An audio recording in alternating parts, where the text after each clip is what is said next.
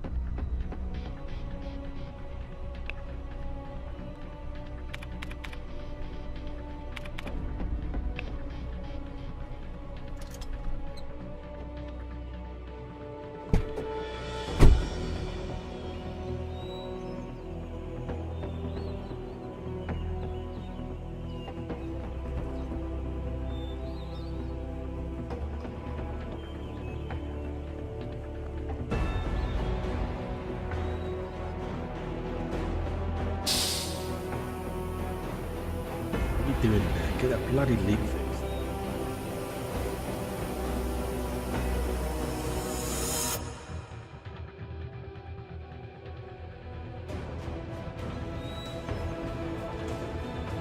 They're armed. I need backup. It's a cop.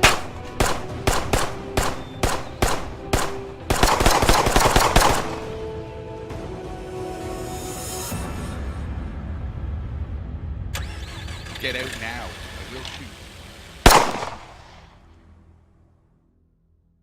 We were making Smurfberry smoothies, officer.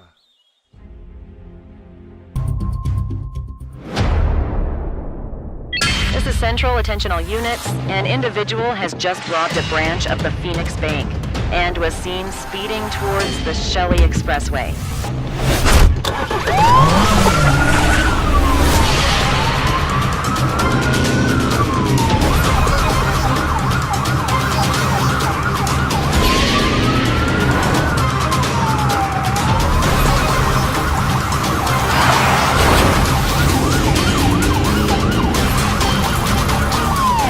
There's no way you can escape!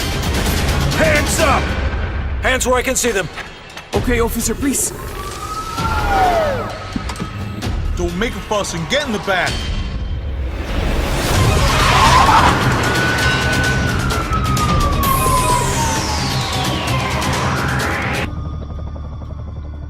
Saving bad guys from other bad guys. Not how I thought today would go.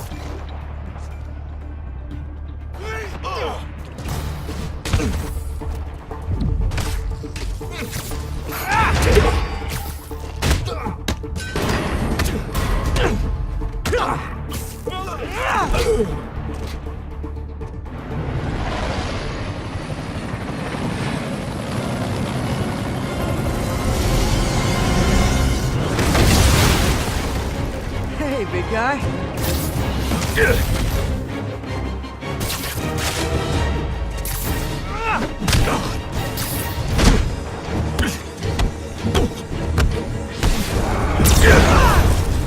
Is that a Higgs field? That's actually really cool.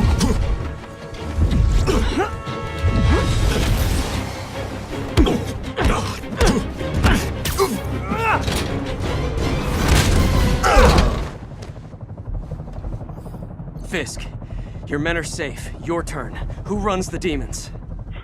You're about to find out. Check the roof. He's here?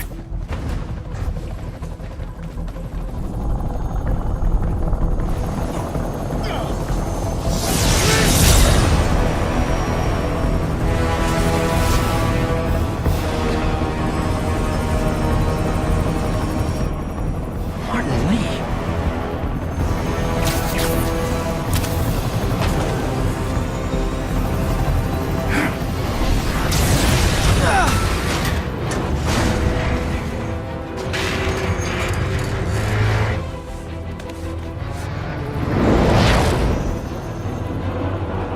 Oh, come on.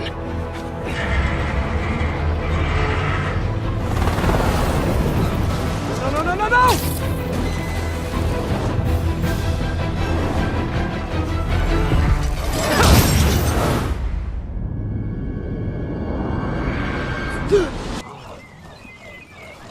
From all you've seen so far, it's clear that you don't have to go around obstacles like in some survival games, searching for broken fences or doors to go through. We made vaulting and climbing in order to allow players to move continuously through the level, but we also made them in a way that your character's abilities and gear will influence them all the time. It's easy to see that some animations are not perfect, some of them even look funny, but hell, if you want to see more funny stuff, you should see our budget too. However, climbing and vaulting mechanics work really well, and visuals can be easily polished during early access. Just imagine what else can be done if you show us some love. Who knows, maybe one day we'll have free climbing and parkour in the game also.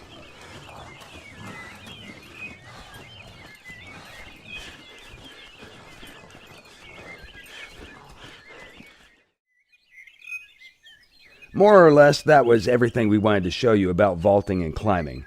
As we've said before, it's nothing special. It's just a feature that'll keep you focused on the gameplay instead of going crazy trying to get through a door. Furthermore, There are a lot of questions about the release date and if there will be a testing phase or not. The game has entered the first closed pre-alpha testing phase. We have a squad of badass U.S. Marines testing the game as we speak. Thank you for watching, and be sure to follow us on Facebook, Twitter, and our development blog at www.scumgame.com to find out more about things that will follow the first testing phase. Ooh-ah! By the way, did you notice this little cool thing that we did in the background? Watch closer.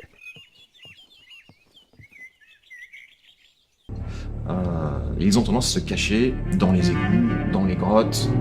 Ils se cachent à la fois des humains et à la fois des vampires.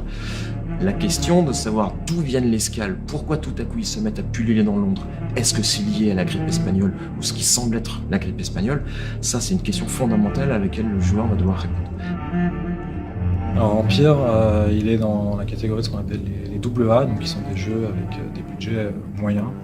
Les avantages, c'est que par rapport à un jeu AAA, on va avoir peut-être plus de liberté créative. On va pouvoir tenter plus de choses, prendre plus de risques. Et ça, c'est quelque chose de très important. Donc on veut que chacun de nos jeux se différencie par leur atmosphère, par leur mécanique de jeu, et créer une identité qui est vraiment unique. Il y a une vraie identité chez Dontnod, une vraie recette sur laquelle on travaille depuis très longtemps, depuis la création de Remember Me.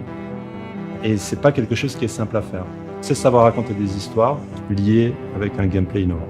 Dans un jeu, à part si le jeu est strictement linéaire, tu vas pouvoir offrir aux joueurs la possibilité d'influer l'histoire, de modifier le cours du destin du personnage que tu contrôles et des personnages autour de toi. Ça, c'est une liberté que tu n'as pas dans un média comme la littérature, comme le cinéma. Et ça, c'est fascinant, de mettre le joueur en situation de décider.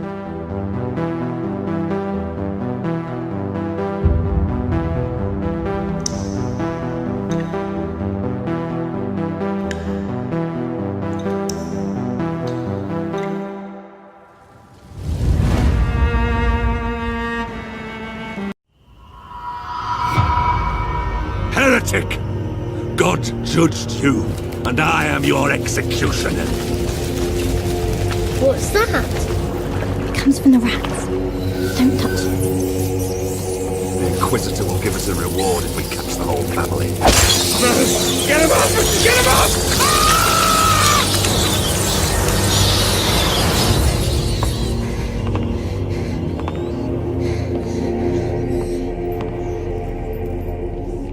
I don't like this. Hey, what's that noise? Stay close. Oh, no. Amicia! Stay close to me! I think we're in that home. Sugar, no!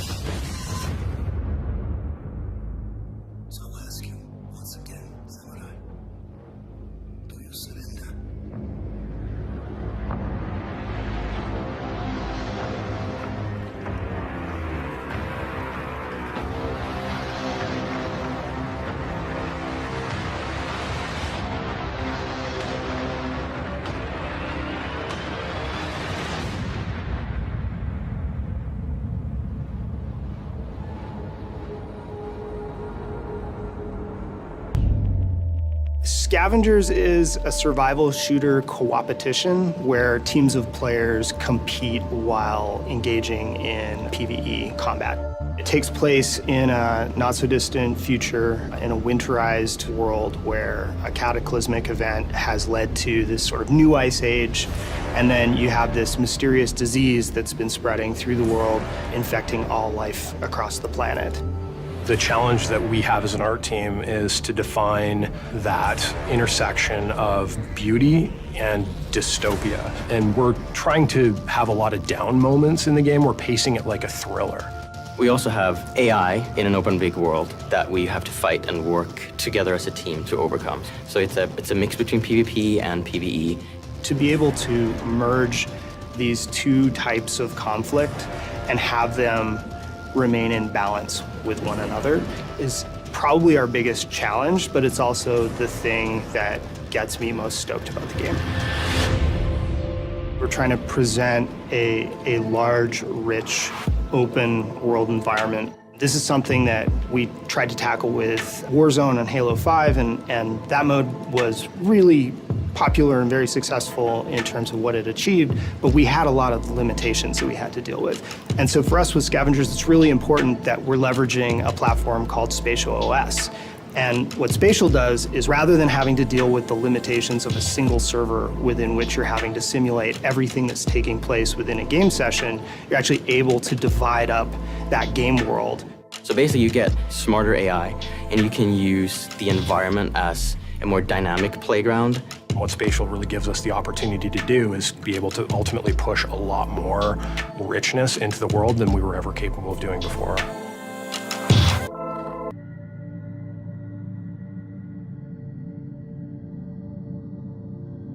Making a demo is always a challenge, we know that by now.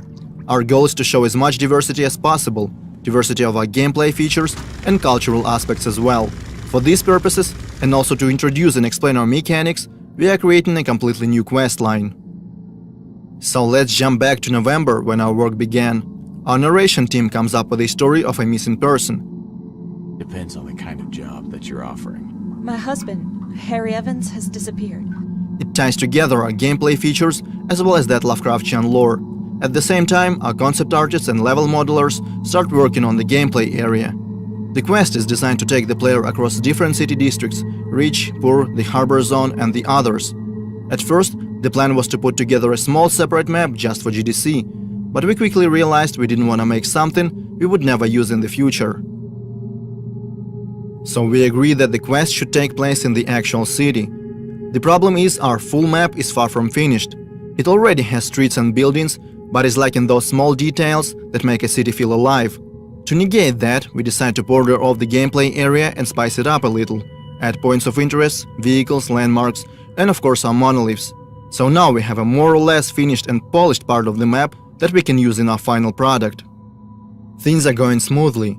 Obviously, different bugs and glitches keep popping up like crazy. Sometimes the hero wears two hats, sometimes a floating object stop being floaty, and don't get me started on strange collisions. But we always manage to fix them in no time. However, there is one big problem that we have struggled to sort out for months: lighting. In our previous demo, we used static light maps and baked them into the textures. That was a difficult and resource-draining process, so in our game we eventually decided to switch to dynamic lighting. It works great, yet we still cannot pinpoint the right tone and colors that we want to use in the sinking city.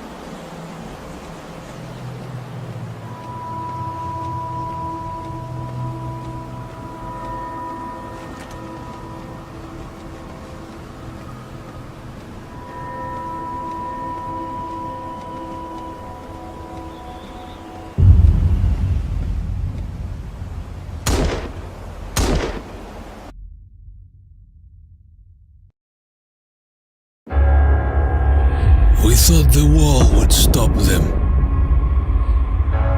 We hoped the cold would freeze them. We thought the army would crush them. But nothing worked. We're all alone. And they just keep coming.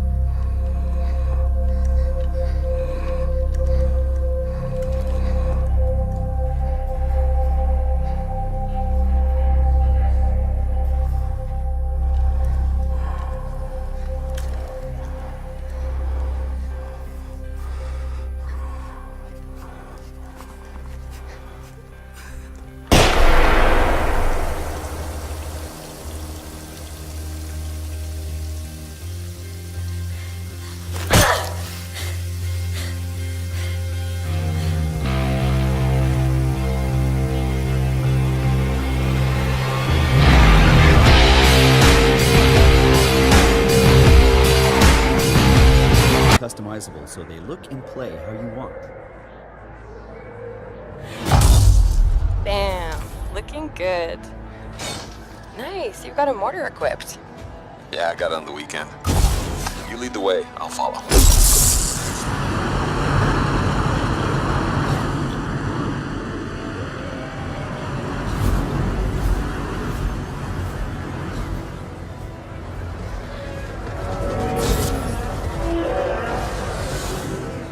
This is a vast open world to explore with your friends. Each Javelin exosuit has its own unique playstyle. The Ranger is balanced and all-purpose, while the Colossus is a tanking powerhouse. Alright, let's see what's up here. The world of Anthem is hostile, and threats can come from any direction. It's a dynamic world where the unexpected is around every corner. I'm not sure we want to use all our supplies on this guy. Yeah, he seems like a problem for another day.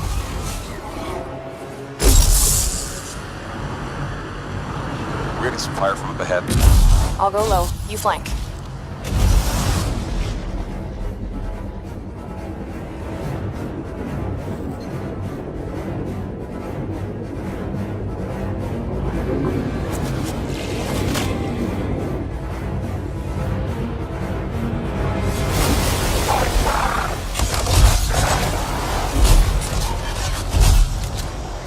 Hang in there. Almost there.